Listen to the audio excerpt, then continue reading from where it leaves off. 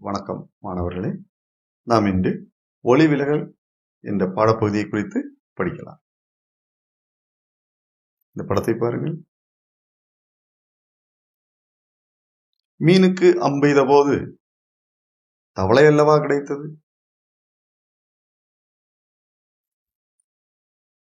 தண்ணீருக்கு அடியில் இருக்கும் பொருள்களை நான் காண்பது அது இருக்கும் சரியான இடத்திலா? இல்லை. அந்த படத்தில் ஒரு செயல்பாடு தரப்பட்டுள்ளது. படத்தில் காண்பது போன்று ஒளிபுகும் பாத்திரத்தில் 3/4 பாகம் தண்ணீர் எடுத்து அதில் 1 or 2 துளி பால் சேர்த்து பீக்கரில் உள்ள தண்ணீரின் மேற்பரப்பில் புகையை நிரப்பி OHP ஷீட்டு, அதாவது கண்ணாடி பேப்பர் வாங்க கிடைக்கும், அந்த கண்ணாடி பேப்பரை மேலே வச்சு மூடினதுக்கப்புறம் லேசர் டார்ச் வச்சு ஒளியை கடத்தி விடப்படுது. இந்த ஒளியை கடத்தி விடும் பொழுது இந்த படத்தில் பாருங்கள், ஒளியானது ஒரு இடத்தில் வைத்து மாறுபட்டிருக்கிறது. இங்கு ஒளிக்கதிர் கடந்து சென்ற ஊடகங்கள் எவை? காற்றும் தண்ணீரும். காற்றும் தண்ணீர். அந்த காற்றும் தண்ணீரும் சேரக்கூடிய அந்த பகுதியில் வைத்து ஒளி விலகல் அடைந்திருக்கிறது.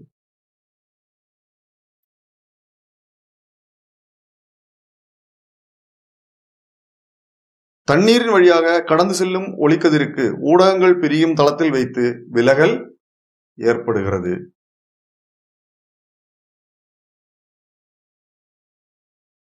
இங்கு ஒளியினுடைய பாதைக்கு மாறுபாடு ஏற்பட காரணம் என்ன?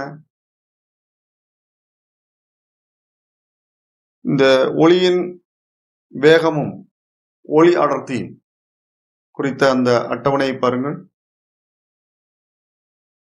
இதில் ஊடகமானது வெற்றிடம் அல்லது காற்று. ஒளியின் வேகம் எவ்வளவு? 3×10⁸ மீட்டர்/செகண்ட். தண்ணீரில் 2.25 × 10⁸ மீட்டர்/செகண்ட். கண்ணாடியில் 2×10⁸ மீட்டர்/செகண்ட். வைரத்தில் 1.25 × 10⁸ மீட்டர்/செகண்ட். இந்த அட்டவணையை நாம் பகுப்பாய்வு செய்ததிலிருந்து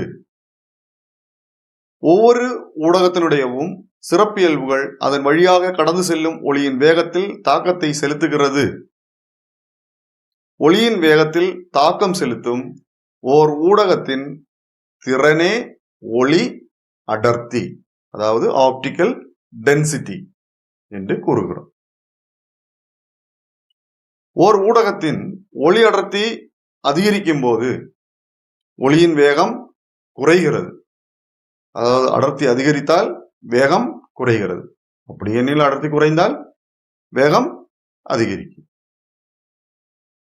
அட்டவணையில் தரப்பட்டுள்ள ஊடகங்களை ஒளி அடர்த்தி அதிகரிக்கும் வரிசையில் எழுதவும்.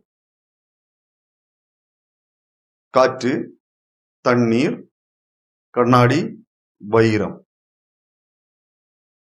அதாவது காற்றை விட அடர்த்தி அதிகமானது தண்ணீர், தண்ணீரை விட அடர்த்தி அதிகமானது கண்ணாடி, கண்ணாடியை விட அடர்த்தி அதிகமானது வைரம். வைரத்துல ஒளியினுடைய வேகம் எப்படி இருக்கும்? குறைவாக இருக்கும். ஒளி விலகல். ஊடகங்களின் ஒளி அடர்த்தியிலுள்ள வேறுபாடே, ஊடகங்கள் வழியாக ஒளி செல்லக்கூடிய அடர்த்தியினுடைய வேறுபாடே ஒளியின் திசை மாற்றத்திற்கு காரணம். இவ்வாறு ஓர் ஒளி புகும் ஊடகத்திலிருந்து ஒளி அடர்த்தி மாறுபட்ட வேறொரு ஊடகத்திற்கு ஒளி சாய்ந்து விழும்போது ஊடகங்கள் பிரியும் தளத்தில் வைத்து அதன் பாதைக்கு விலகல் ஏற்படுகிறது. இதுவே ஒளி விலகல் எனப்படுகிறது. ஒளி விலகல் பல்வேறு ஊடகங்களில் ஒளி காற்றிலிருந்து கண்ணாடிக்கு, அதாவது ஒளி அடர்த்தி குறைந்த ஊடகத்திலிருந்து அதிகமானதற்கு செல்லும் போது விலகு கதிர் லம்பத்தை நோக்கி செல்கிறது.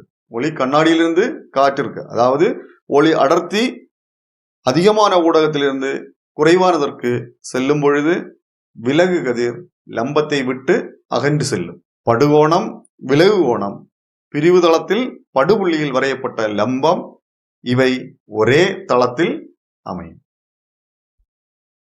கண்ணாடி பட்டகத்திற்கு செங்குத்தாக விழும் ஒளிக்கதிருக்கு ஒளி விலகல் ஏற்படுமா? செங்குத்தாக விழக்கூடிய கதிருக்கு நீங்களே நினைச்சு பாருங்க, செங்குத்தாக விழக்கூடிய நேரத்துல விலகல் அடைவதற்கு வாய்ப்பு இருக்கா? இருக்கா? இல்ல. செங்குத்தாக விழக்கூடிய கதிருக்கு என்ன ஏற்படாது? விலகல் ஏற்படாது. பல்வேறு ஊடகங்கள் வழியாக கடந்து செல்லும் ஒளிக்கதிரின் வரைபடங்கள் தரப்பட்டுள்ளது.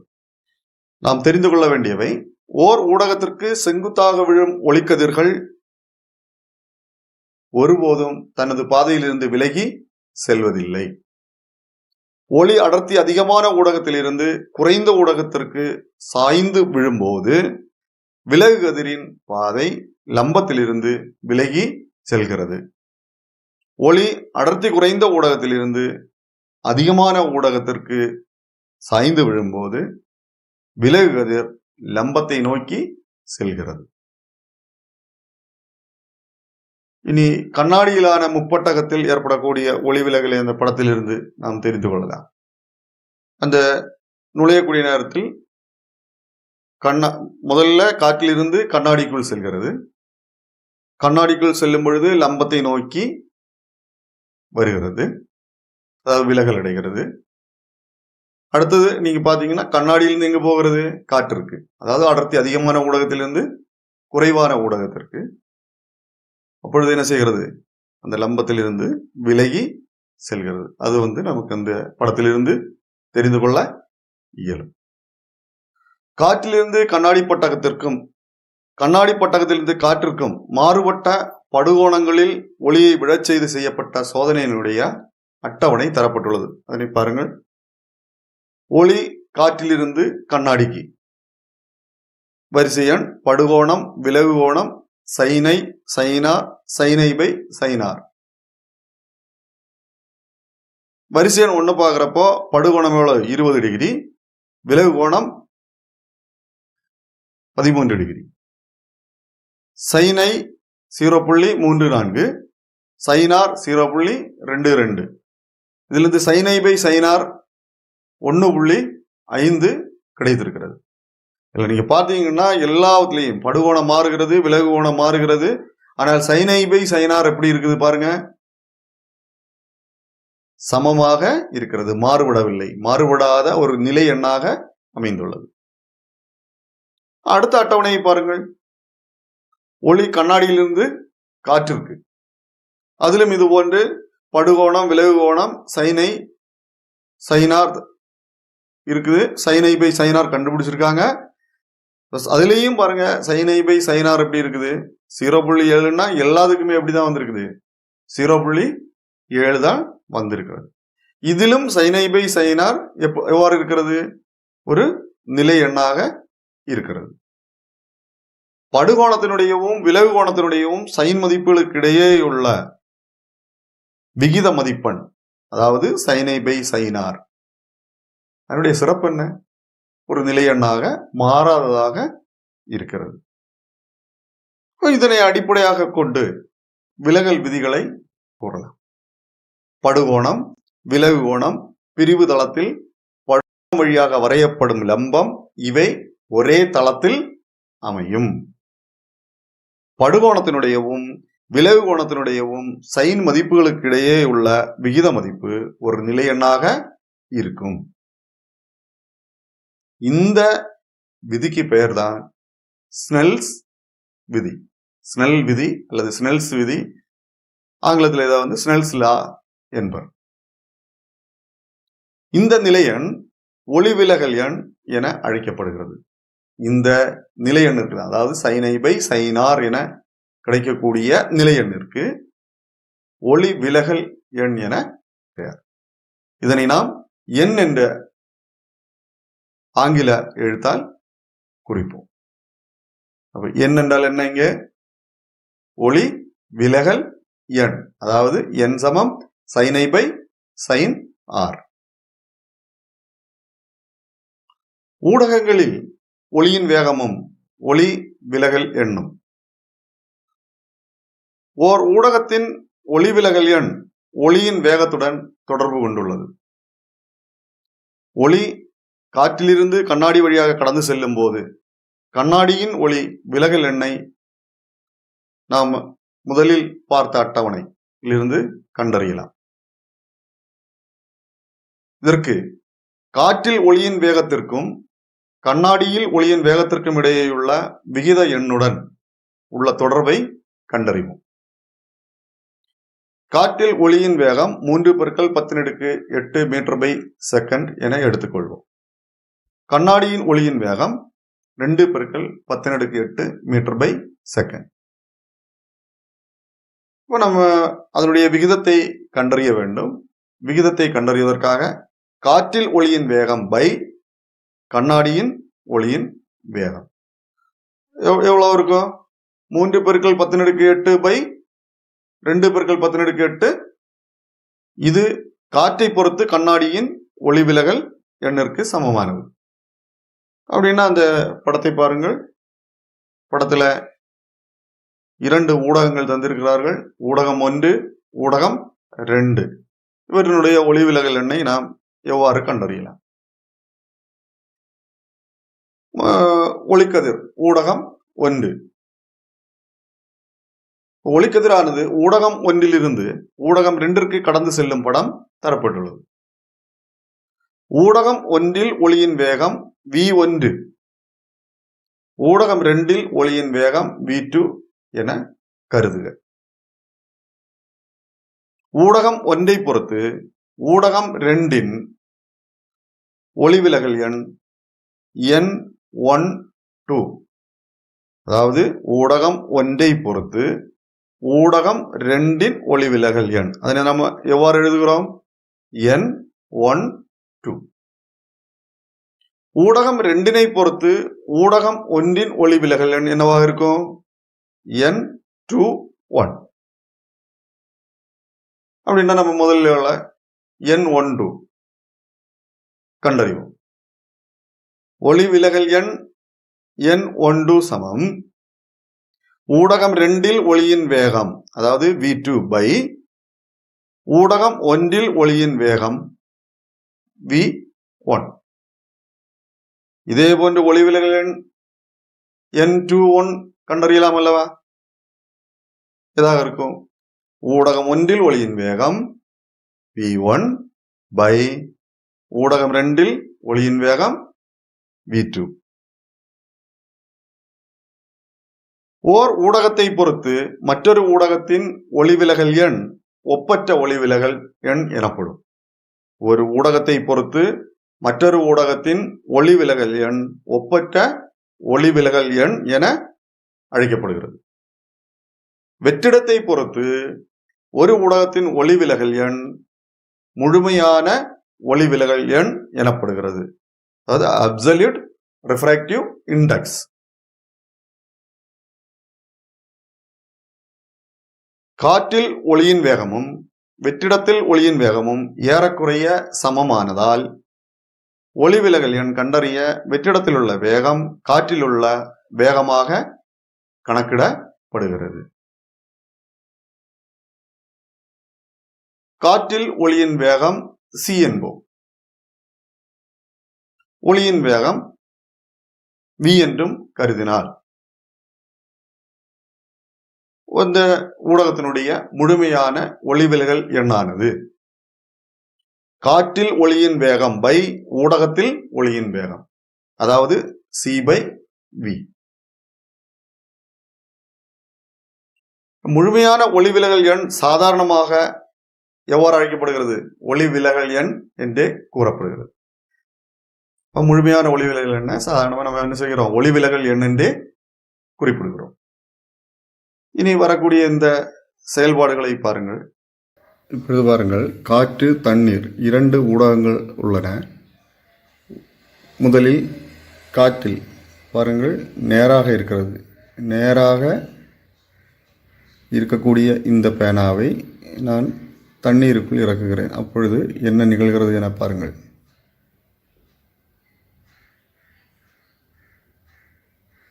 சற்று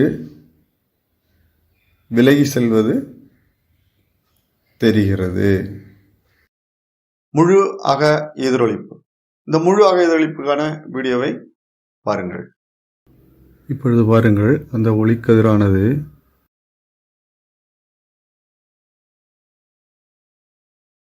அதாவது அடர்த்தி அதிகமான ஊடகத்திலிருந்து அடர்த்தி குறைந்த ஊடகத்திற்கு செல்கிறது. மேல் பகுதியில் அந்த கதிர் செல்வதை காண முடிகிறது. இனி அதனுடைய கோண அளவை மாற்றிக்கொண்டே வரக்கூடிய நேரத்தில்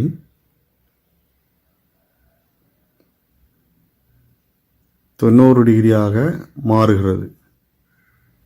90°ஐ விட அதிகமாக கூடிய நேரத்தில், அதாவது அந்த கோண அளவு 90°ஆக இருக்கக்கூடிய நேரத்தில் உள்ள கோண அளவிற்கு மாறுதான கோணம் என்று பெயர். மாறுதான கோணத்தை விட படுகோணத்தின் அளவு அதிகரிக்கும் பொழுது பாருங்கள், அதன் உட்பகுதியிலேயே எதிரொலிக்கிறது. இதுவே முழு அக எதிரொலிப்பு. வெளியே போகாது, இதுக்குள்ளே அந்த அடர்மிகு ஊடகத்திற்கு உள்ளேயே எதிரொலிக்கிறது. அந்த கதிர்களை காண இயலும். இதுவே முழு அக எதிரொலிப்பு எனப்படும். கொஞ்சம் படங்கள் தந்திருக்கிறாங்க. அதிலிருந்து மாறுதான கோணம் எது என்பதை கண்டறிந்து உங்கள் அறிவியல் குறிப்பேட்டில் எழுதுங்கள். அன்றாட வாழ்க்கையில் முழு அக எதிரொலிப்பு எந்தெந்த இடங்களில் பயன்படுகிறது என்பதை கூறலாமா? சொல்லுங்க பார்க்கலாம். எங்கெல்லாம் இருக்கு? எண்டோஸ்கோப்பியில, மருத்துவத்துறையில பயன்படுகிறது. இது தவிர ரொம்ப முக்கியமா இப்ப நிறைய இடங்கள்ல பயன்படுது. தகவல் தொழில்நுட்ப துறையில் ஒளியியல் நாரிழை கம்பிகளாக பயன்படுகிறது. இதுக்கு ஒரு நல்ல ஒரு உதாரணத்தை நீங்க சாதாரணமாகவே பார்க்க முடியும். ஒரு 20 ரூபா 25 ரூபா கொடுத்தீங்கன்னா நீங்க திருவிழா நடைபெறக்கூடிய இடங்கள்ல போனீங்கன்னா வாங்க முடியும். அந்த நரம்ப கட்டி அதுல கீழே லைட்டை வச்சு அந்த ஒளிர்றது பார்த்துருப்பீங்களா? அந்த எண்டுல நட்சத்திரங்களை போல ஒளி வரும். அது முழு அக எதிரொலிப்பினால் நடைபெறக்கூடியது. ஒரு விளையாட்டு பொருளாக வாங்க கிடைக்கும். லென்ஸ்களை குறித்து படிக்கலாம். ஒரு மாத இதழில் வீழ்ந்த தண்ணீர் துளிகள் வழியாக பார்த்தபோது எழுத்துக்களுக்கு அளவு வேறுபாடு உள்ளதாக தோன்றியது. பக்கத்தில் இருக்கிற எழுத்துக்கள் சிறியதாகவும் இந்த நீர்த்துளியின் வழியாக பார்த்த எழுத்துக்கள் சற்று பெரிதாகவும் தெரிந்தது. இவ்வாறு தோன்ற காரணம் என்ன? அதாவது கோள வடிவத்தில் உள்ள ஒளிபுகு ஊடகங்கள் ஒரு லென்ஸ் போன்று செயல்படுகிறது. அதனால்தான் அந்த கோள வடிவத்தில் விழுந்த தண்ணீர் துளி கோள வடிவத்தில் இருக்கிறது. எனவே நமக்கு எழுத்துக்கள் பெரிதாக தெரிந்தது. கோளப்பரப்புகள் உள்ள ஒரு ஒளிபுகு ஊடகமே லென்ஸ். நாம் முக்கியமாக பயன்படுத்துகின்ற லென்ஸுகள் குவிலென்ஸும் குழிலென்ஸும். குவிலென்ஸ், குழிலென்ஸ் ஆகியவற்றுடன் தொடர்புடைய சொற்களையும் அவற்றின் சிறப்பியல்புகளையும் பார்ப்போம். ஒளி மையம். ஒரு லென்ஸின் நடுப்புள்ளியே ஒளி மையம் எனப்படுகிறது. இது P என்ற எழுத்தால் குறிக்கப்படுகிறது. வளைவு மையம். லென்ஸின் பகுதியாக வருகின்ற 2 கோளப்பரப்புகள் உண்டு. இந்த லென்ஸின் 2 கோளப்பரப்புகளுக்கும் ஒவ்வொரு மையம் உண்டு. லென்ஸின் பக்கங்கள் மையமாக வருகின்ற கற்பனை கோளங்களின் மையங்களே லென்ஸின் வளைவு மையம். முக்கிய அச்சு. ஒரு லென்ஸில் 2 வளைவு மையங்கள் இருக்கும். இந்த 2 வளைவு மையங்களையும் இணைத்து ஒளி மையத்தின் வழியாக வரையக்கூடிய கோட்டிற்கு முக்கிய அச்சு என்று பெயர். முக்கிய குவியம். குவியம் என்றாலே குவிக்கக்கூடியது என்பது தெரிகிறது. இப்ப முக்கிய குவியம் என்றால் என்ன? வெகு தொலைவிலுள்ள கதிர்களை இணை கதிர்களாக வரக்கூடிய அந்த கதிர்களை ஒரு புள்ளியில் குவிக்கிறது. அந்த வெகு தொலைவிலிருந்து வரக்கூடிய அந்த கதிர்கள் குவியக்கூடிய அந்த புள்ளிக்கு முக்கிய குவியம் என்று பெயர். முக்கிய அச்சுக்கு இணையாக விழும் ஒளிக்கதிர்கள் குவியும் புள்ளியை குவிலென்ஸின் முக்கிய குவியம் என்கிறோம். ஒரு குவிலென்ஸிற்கு எத்தனை குவியங்கள் இருக்கும்? 2 குவியங்கள் இருக்கும். ஒரு குவிலென்ஸுக்கு எத்தனை குவியங்கள் இருக்கும்? 2 குவியங்கள் இருக்கும். இந்த பக்கத்திலிருந்து கதிர்கள் வரக்கூடிய நேரத்தில் இந்த பக்கம் குவியம், இந்த பக்கத்திலிருந்து கதிர்கள் வரக்கூடிய நேரத்தில் குவியம் இந்த பக்கம். 2 கோளக பரப்புகள் இருப்பதால் அவற்றுக்கு 2 குவியங்கள் இருக்கின்றன. ஒரு நேரத்தில் ஒரு குவியம், அதாவது நம்ம பொருள் எந்த பக்கம் இருக்கிறதோ பிம்பம் கிடைக்கக்கூடிய பகுதியில் வரக்கூடியது ஒரு குவியம் என எடுத்துக்கொள்ள வேண்டும். குழிலென்ஸின் முக்கிய குவியம். குழிலென்ஸில் இருக்கக்கூடிய பிம்பங்கள் மாய பிம்பங்கள். கிடைக்கக்கூடிய பிம்பம் மாய பிம்பம், அதாவது திரையில் பிடிக்க முடியாத பிம்பங்கள். குழிலென்ஸின் முக்கிய அச்சுக்கு அருகிலும் இணையாகவும் லென்ஸில் விழும் ஒளிக்கதிர்கள் விலகலுக்கு பின்பு விலகலடையுதுங்க. விலகலுக்கு பின்பு ஒன்றுக்கொன்று விலகிச் செல்கிறது. இக்கதிர்கள் படுகதிர்களின் அதே பக்கத்தில் முக்கிய அச்சிலுள்ள ஒரு புள்ளியில் இருந்து புறப்பட்டு செல்வதாக தோன்றும். இப்புள்ளியே குழிலென்ஸின் முக்கிய குவியம் எனப்படும். எப்பொழுதும் குவிலென்ஸின் முக்கிய குவியம் மாய குவியமாகும். குவிய தூரம். ஒளி மையத்திலிருந்து முக்கிய குவியம் வரையுள்ள தூரம் குவிய தூரம் எனப்படும். இது F என்ற எழுத்தால் குறிக்கப்படுகிறது. லென்ஸ் பயன்படுத்தி பிம்பம் தோற்றுவித்தல் படம் பாருங்கள். அதை இதில் நாம் தெரிந்து கொள்ள வேண்டியது லென்ஸிற்கும் திரைக்கும் இடையுள்ள தொலைவு v, லென்ஸிற்கும் பொருளுக்கும் இடையுள்ள தொலைவு u. இதனை அடிப்படையாக கொண்ட கதிர்படங்களை பார்ப்போம். கதிர்படம் வரையும் பொழுது அதற்கு உரிய விதிமுறைகள் உள்ளன. அந்த விதிமுறைகள் எவை என்பதை முதலில் பார்ப்போம். தடிமன் குறைந்த லென்ஸின் ஒளிமையம் வழியாக கடந்து செல்லும் ஒளியின் பாதைக்கு விலகல் ஏற்படுவதில்லை. அதாவது ஒளிமையம் வழியாக செல்லக்கூடிய ஒளிக்கு மாறுதல் ஏற்படுவதில்லை. அதாவது ஒளிமையம் வழியாக நேராக அப்படி மறுபக்கம் போயிடும். முக்கிய அச்சுக்கு இணையாக குவிலென்ஸில் விழும் ஒளிக்கதிர்கள் மீளலுக்கு பின் முக்கிய குவியம் வழியாக கடந்து செல்கிறது. குழிலென்ஸின் முக்கிய அச்சுக்கு இணையாக லென்ஸில் விழும் ஒளிக்கதிர் அதே பக்கத்தில் உள்ள குவியத்திலிருந்து புறப்பட்டு செல்வது போல் தோன்றும். முக்கிய குவியம் வழியாக குவிலென்ஸில் விழும் ஒளிக்கதிர் முக்கிய அச்சுக்கு இணையாக கடந்து செல்லும். இவற்றை அடிப்படையாக கொண்டு ஏதேனும் 2 கதிர்களை பயன்படுத்தி நாம் கதிர்படம் வரையலாம். குவிலென்ஸில் பிம்பம் தோற்றுவிக்கும் கதிர்படத்தை பார்க்கலாம். பொருள் லென்ஸிற்கும் முக்கிய குவியத்திற்கும் இடையே இருக்கும் பொழுது நேரான பெரிய மாயபிம்பம் கிடைக்கிறது. இனி பொருளை எஃப்பில் வைக்கும் பொழுது தோன்றக்கூடிய பிம்பத்தை பார்க்கலாம். பொருளை எஃப்பில் வைக்கும் பொழுது கிடைக்கக்கூடிய பிம்பமானது ஈரிலா தொலைவில் ஆகும். ஈரிலா தொலைவில் பிம்பம் கிடைக்கிறது. அதே போன்று ஈரிலா தொலைவில் ஒரு பொருள் இருந்தால் அதனுடைய பிம்பம் எங்கு கிடைக்கும்? எஃப்பில் கிடைக்கும். இனி எஃப்ற்கும் 2Fற்கும் இடையே பொருளை வைக்கலாம். பாருங்கள், எஃப்ற்கும் 2Fற்கும் இடையே பொருள் வைக்கப்பட்டுள்ளது. அதனுடைய பிம்பம் எங்கு கிடைக்கிறது?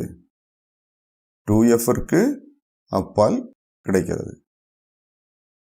பிம்பத்தினுடைய தன்மை என்ன? தலைகீழான பெரிய மெய்பிம்பம் கிடைக்கிறது. பொருளை 2Fல் வைக்கும் பொழுது கிடைக்கக்கூடிய பிம்பத்தின் தன்மையை பாருங்கள். பொருள் 2Fல் இருக்கிறது, பிம்பமும் எங்கு கிடைக்கிறது? 2Fல் கிடைக்கிறது. பொருளுடைய அளவு என்னதோ அதே அளவிலான பிம்பம் கிடைக்கிறது. தலைகீழானது மெய்பிம்பம். பொருளை 2Fக்கு அப்பால் வைத்துப்பார். பிம்பம் எங்கு கிடைக்கிறது? எஃப்ற்கும் 2Fற்கும் இடையே கிடைக்கிறது. பிம்பத்தினுடைய தன்மை என்ன? தலைகீழானது, சிறியது, மெய்பிம்பம். நியூ கார்ட்டீசியன் குறியீட்டு முறை இது நம்ம ஆடியிலையும் பார்த்தோம். இருந்தாலும் ஒரு தடவை கூட இங்கே பார்ப்போம். படுகதிரிலிருந்து அளக்கக்கூடிய அளவுகள், அதாவது படுகதிரின் திசையில் அளக்கக்கூடிய அளவுகள் நேர்மதிப்பானவையும், படுகதிருக்கு எதிர் திசையில் அளக்கக்கூடிய அளவுகள் எதிர் அளவுகளும் ஆகும். அதுபோன்று நேராக மேல் நோக்கி அளக்கக்கூடிய அளவுகள் நேர்மதிப்புடையவையும், கீழ் நோக்கி அளக்கக்கூடியவை, அதாவது முக்கிய அச்சுக்கு மேல் நோக்கி அளக்கக்கூடியவை நேர்மதிப்புடையவையும், முக்கிய அச்சுக்கு கீழாக அளக்கக்கூடியவை எதிர்மதிப்பையும் கொண்டவை. இவற்றை அடிப்படையாக கொண்டு இந்த படத்தில் தரப்பட்டுள்ள அளவுகளை எழுதுங்கள், பார்க்கலாம். லென்ஸிலிருந்து பொருளுக்குள்ள தூரம் u. லென்ஸிலிருந்து பொருளுக்குள்ள தூரம் எங்க இருக்குது? எஃப்க்கும் 2Fக்கும் இடையே இருக்குது. நம்ம அந்த அளவை எங்க எடுக்கிறோம்? படுகதிருக்கு நேரா எடுக்கிறோமா, எதிர் திசையில் எடுக்கிறோமா? எதிர் திசையில. அதனால அது -25 சென்டிமீட்டர். இதிலிருந்து F சமம் uv/u-v என கிடைக்கிறது. இதை நாம் சரி செய்யும் பொழுது 1/f சமம் 1/v - 1/u என்று கிடைக்கிறது. இதுவே லென்ஸ் சமன்பாடு என்று அறியப்படுகிறது. அடுத்ததாக உருப்பெருக்கம். பொருளின் உயரத்தை பொறுத்து பிம்பத்தின் உயரம் எத்தனை மடங்கு என்று குறிப்பிடுவதே உருப்பெருக்கம். உருப்பெருக்கம் சமம் பிம்பத்தின் உயரம் பை பொருளின் உயரம், அதாவது IM/OB, HI/HO, அதாவது பிம்பத்தின் உயரம் பை பொருளின் உயரம். உருப்பெருக்கம் M சமம் V/U. லென்ஸின் திறன். கண் பார்வை குறைந்த ஒருவர் கண் மருத்துவரை சந்தித்த போது அவர் மூக்கு கண்ணாடி வாங்குவதற்காக எழுதிய குறிப்பில் +2D என்று குறிப்பிடப்பட்டிருந்தது. எதை பற்றி மருத்துவர் குறிப்பில் குறிப்பிட்டிருக்கிறார்? லென்ஸின் குவிய தூரத்துடன் தொடர்புடைய சொல்லாகும் திறன். மீட்டரில் உள்ள குவிய தூரத்தின் தலைகீழியே லென்ஸின் திறன் என்று அழைக்கப்படுகிறது. திறன் P சமம் 1/f. இதன் அலகு டயாப்டர் ஆகும். இது D என்ற எழுத்தால் குறிப்பிடப்படுகிறது. குவிலென்ஸின் திறன் நேர்மதிப்பும் குழிலென்ஸின் திறன் எதிர்மதிப்பும் கொண்டது. +25 சென்டிமீட்டர் குவிய தூரம் உள்ள லென்ஸின் திறன் கணக்கிடவும். எவ்வாறு கணக்கிடலாம்? திறன் P சமம் 1/25, அதாவது அதனுடைய குவிய தூரத்தினுடைய தலைகீழி எடுக்க வேண்டும். 1/25 என்பது வகுக்கூடிய நேரத்தில் என்ன கிடைக்கும்? +4 என கிடைக்கும். இனி மருத்துவரின் குறிப்பில் உள்ள +2D இதை குறிப்பிடுகிறது. +50 சென்டிமீட்டர் குவிய தூரம் கொண்டதை குறிக்கிறது. வளிமண்டல எதிரொலித்தல். இரவில் நட்சத்திரங்கள் மின்னுவதை கவனித்ததுண்டா நீங்கள்? இந்த ஆய்வினை பாருங்கள். ஒரு மின்தேய்ப்பு பெட்டி வெப்பமடைய செய்யப்பட்டு வைக்கப்பட்டுள்ளது. ஒரு LED பல்பு ஒளிர்ந்து கொண்டிருக்கிறது. நாம் தேய்ப்பு பெட்டியின் வழியாக அந்த LED பல்பை பார்க்கிறோம். பார்க்கும் பொழுது LED பல்பு மின்னுவதை போன்று தோன்றுகிறது. இதற்கான காரணம் என்ன? காற்று வெப்பமடைந்தவுடன் அதனுடைய அடர்த்தி மாறுபடுகிறது. LED பல்பின் அருகே இருக்கக்கூடிய காற்றுக்கு அடர்த்தி அதிகம். அடர்த்தியுள்ள வேறுபாட்டின் காரணமாக நாம் பார்க்கும் பொழுது LED பல்பு அது மின்னுவதை போன்று தோன்றுகிறது. இதனை போன்றுதான் வானில் உள்ள நட்சத்திரங்களும். காற்றினுடைய பல்வேறு அடுக்குகளின் வழியாக ஒளி கடந்து செல்லும் பொழுது அதில் ஏற்படக்கூடிய அடர்த்தி வேறுபாட்டின் காரணமாக ஒளி விலகல் அடைகிறது. ஒளி விலகல் அடைவதன் காரணமாக நமக்கு நட்சத்திரங்கள் மின்னுவது போன்று தோன்றுகிறது. இத்துடன் இன்றைய வகுப்பை நாம் முடித்துக் கொள்ளலாம்.